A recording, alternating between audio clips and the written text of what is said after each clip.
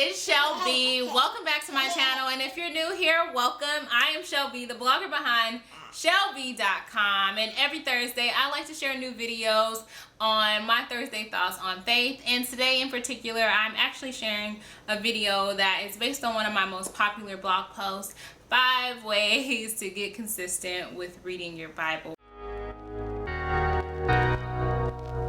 Tip number 1 is to make Bible reading a priority. And to me, this tip is foundational. Without this tip, the rest of the tips just won't work.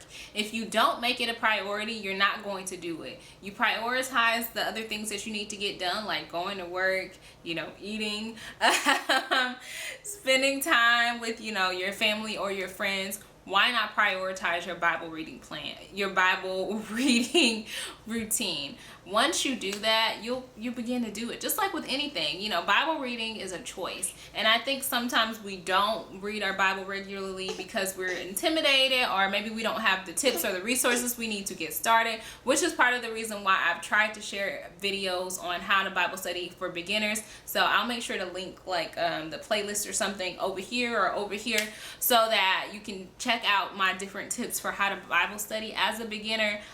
It doesn't have to be intimidating. It's all about finding a book that speaks to you, that interests you, because once you get started and you find that you can do it, you're gonna want to keep going. It's just that simple. I kid you not. Once you see that you can do it, that you can read the Bible and you can actually yourself understand it, you'll be inspired and motivated to keep going.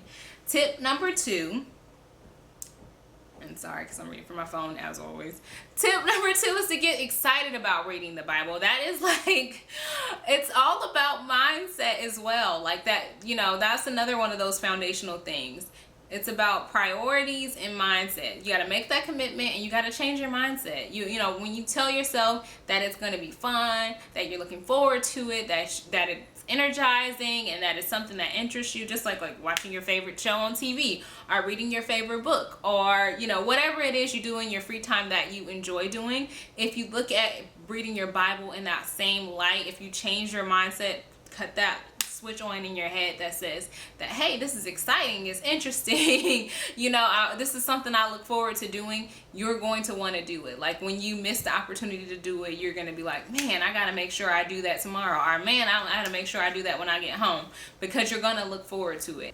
Changing your mindset, it makes a difference. Tip number 3 is choose a time and stick with it. I cannot say this enough. You have to choose a regular time that you're going to Bible study. I'm telling you, at any time where I don't Bible study in the morning, it doesn't happen for me. It doesn't matter what I tell myself. It doesn't matter how I try to rearrange my day. If I don't do it in the morning, it does not happen for me. That might be for you, if you don't do it at night, it doesn't happen for you, or if you don't do it at lunch, you're just gonna miss, you're not gonna get to it. But choose a time and stick with it and make it a regular thing and make it a part of your routine.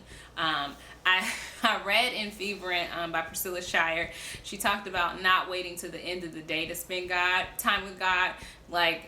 She compared it to why she pretty much said why are you waiting to the end of the day to spend time with God when that's when you have the least amount of energy, and you're gonna give him, why would you give God why would you put him prioritize him on the bottom of your list, is pretty much what she was saying. But I'm not going to say that. I think everybody is different, and some of us don't go to bed feeling oh gosh, I'm just so tired. Some people go to bed feeling energized. Some people have that as a part of their routine, where they go to sleep feeling energized, and they make a habit to go to sleep feeling energized, because if you've ever read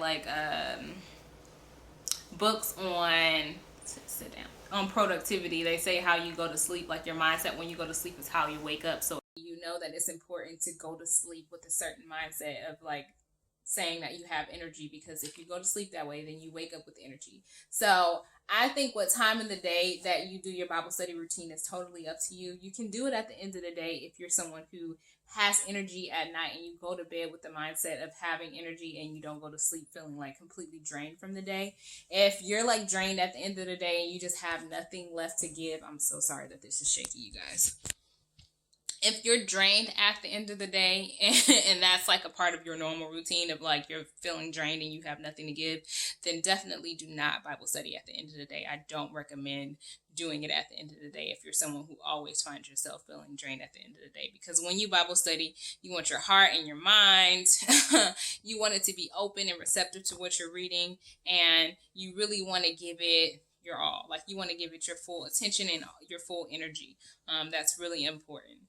Tip number 4 is to set realistic goals. I think that it's important to be realistic about yourself, about how much you can read per sitting. If you're somebody who can go through a whole, if when you read regular text, you can read like a chapter at a time, or if you're somebody who you struggle to get through regular books, then, it's okay to just read a few verses a day. You don't have to read a whole chapter in a book.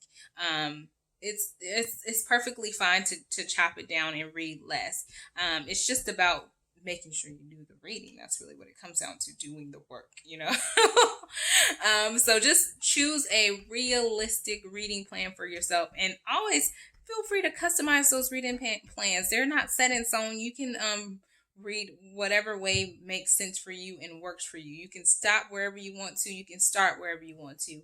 But like I said in my Bible study for beginners video, it's so important to just read a book at a time and not skip around from verses to verses, because when you read, you want to make sure you're understanding the context in which each thing is said. It just makes a difference in your Bible study.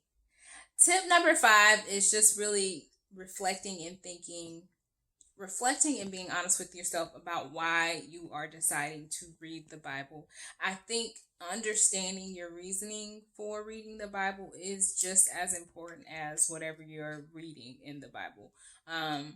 What brought you to the point where you decided you wanted to read the Bible?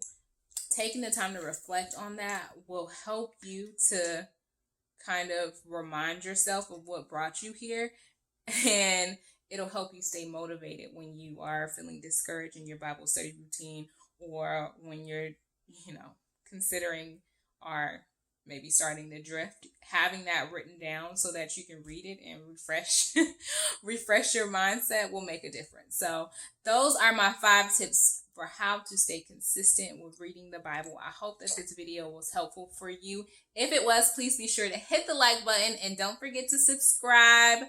You want to know what next time I post a video, which will be next Thursday. And don't forget to share this video. Sharing is sharing, you guys. You never know who needs a little bit of encouragement. As always, you guys, be blessed and stay safe. Until next time, bye!